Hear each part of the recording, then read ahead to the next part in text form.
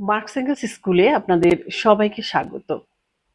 ঊনবিংশ শতাব্দীর মহান দার্শনিক, অর্থনীতিবিদ, সমাজতাত্ত্বিক ও বিপ্লবী চিন্তাবিদ কার্ল মার্কসের আজ ১৪৩তম প্রয়াণ দিবস।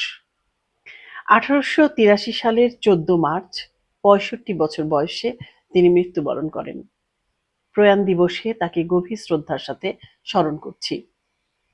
বিগত ১৪৩ বছর পৃথিবীর দেশে দেশে অর্থনৈতিক ব্যবস্থায়, সমাজ জীবনে এবং রাজনীতিতে নানা উত্থান পতন ঘটেছে, কিন্তু মানুষের মুক্তির প্রশ্নে কার্ল মার্কসের চিন্তা আজও সমানভাবে প্রাসঙ্গিক রয়েছে।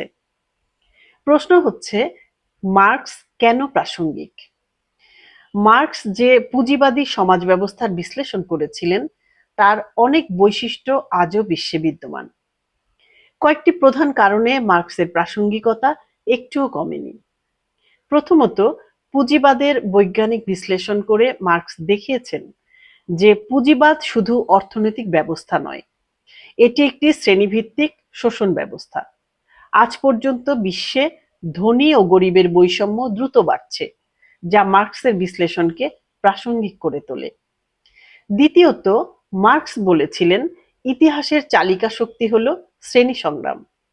আজও দেশ এবং বিশ্ব পরিসরে শ্রমিক কৃষকের সাথে কর্পোরেট পুঁজি ও রাষ্ট্রের দ্বন্দ্ব জীবন্ত। তৃতীয়ত, মার্কস ভবিষ্যৎবাণী করেছিলেন যে পুঁজিবাদে সম্পদ ক্রমশ কয়েকজনের হাতে কেন্দ্রীভূত হবে। আজকের বড় বড় কর্পোরেশন ও বিলিয়নারদের উত্থান এই প্রবণতারই উদাহরণ। চতুর্থত, মার্কস দেখিয়েছিলেন পুঁজি নিজস্ব লাভের জন্য সারা পৃথিবীকে একটি বাজারে পরিণত করে।